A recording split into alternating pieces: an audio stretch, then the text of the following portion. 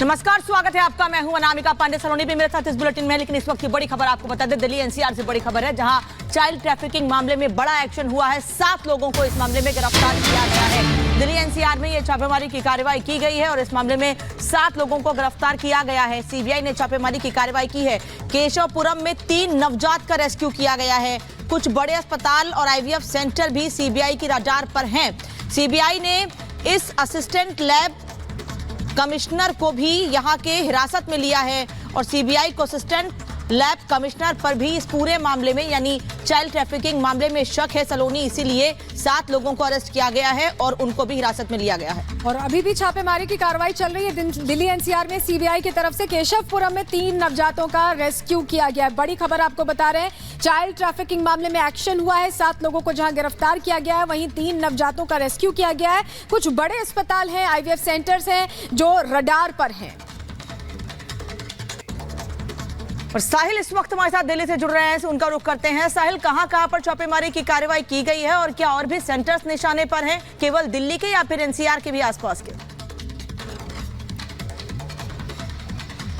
देखिए, child trafficking मामले को लेकर सीबीआई ने दिल्ली के 7 से 8 लोकेशन पर छापेमारी की है। पहली लोकेशन केशवपुरम है, जहां से 3 नवजात बच्चों को रेस्क्यू किया गया। दूसरी लोकेशन रोहिणी है। तीसरी लोकेशन जो है पश्चिमपुरी एक इलाका बताया जाता है। चौथी लोकेशन जो है वो द्वारका। ऐसे 3 और लोकेशन है जहां पे देर शाम में दबिश दी। एक बार तस्वीरों के माध्यम से दिखाना चाहूंगा। इस वक्त मैं दूसरी लोकेशन पे मौजूद हूं, जहां पर सीबीआई की टीम ने कल शाम 7 बजे के आसपास इसी मकान के 4थे माले पर दबिश देती है, क्योंकि ये बताया जाता है इस 4थे माले पर इंदू नाम की महिला यहां पे रहती है अपने परिवार के साथ। इंदू वो महिला है जो कि केशवपुर इलाके में एक नवजात बच्चे के साथ जो थी रिकवर की गई थी सीबीआई की टीम द्वारा। उसके बाद केशवपुर इलाके में रेड की गई, जहां से 2 अन्य नवजात बच्चों को रिकवर किया गया। इस मामले में 7 लोगों को गिरफ्तारी हो चुकी है, जिसमें 2 महिलाएं शामिल हैं और साथ ही साथ 7 से 8 नवजात बच्चों को भी रिकवर किया जा चुका है। लेबर कमिश्नर है जिनका नाम सामने आ रहा है, जिनको लेकर शक जाहिर किया गया है, वो हिरासत में भी हैं। क्या उनसे पूछताछ के बाद और जगहों पर कार्रवाई हो सकती है और किस तरह का इन्वॉल्वमेंट रहा है, इसको लेकर यहां सीबीआई बहुत गंभीर है?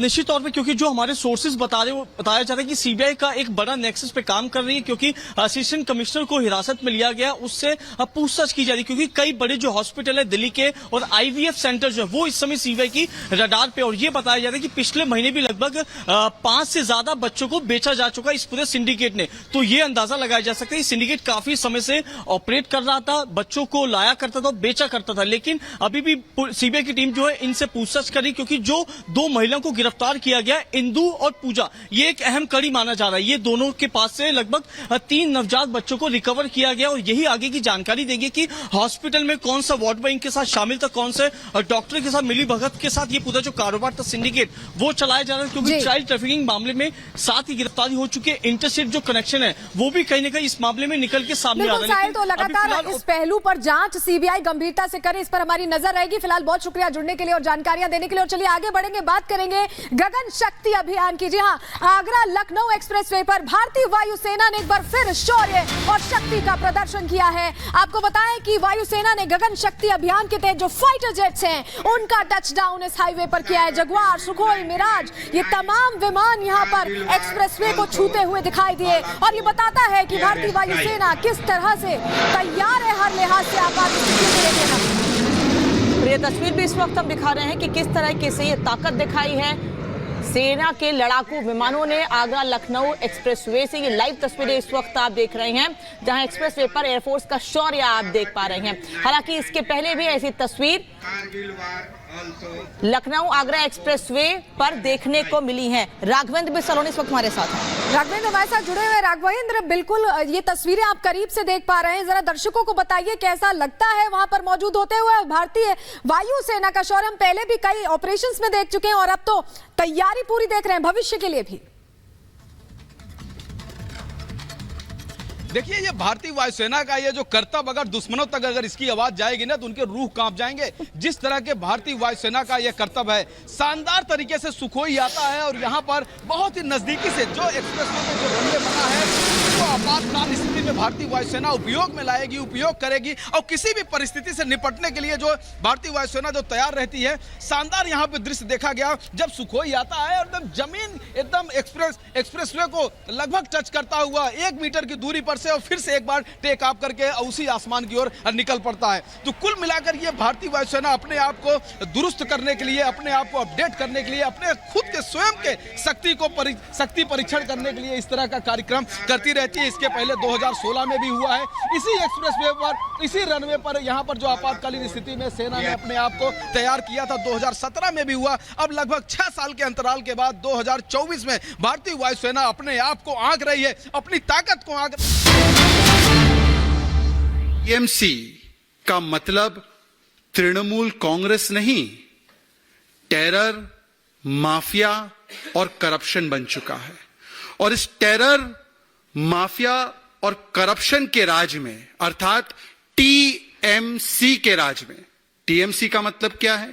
टेरर, माफिया और करप्शन के राज में आज यह कहना अतिशयोक्ति नहीं होगी कि बंगाल की कानून व्यवस्था हर रोज एक नए निचले स्तर को छूती है और जिस प्रकार का भय का वातावरण आज पश्चिम बंगाल में अर्थात रविंद्रनाथ टैगोर जी की भूमि में निर्माण हो चुका है, तो वहां पर यदि सेंट्रल एजेंसीज के हमारे जाबाज ऑफिसर्स ही सुरक्षित नहीं है तो वहां पर मां, मानुष और माटी सुरक्षित है क्या?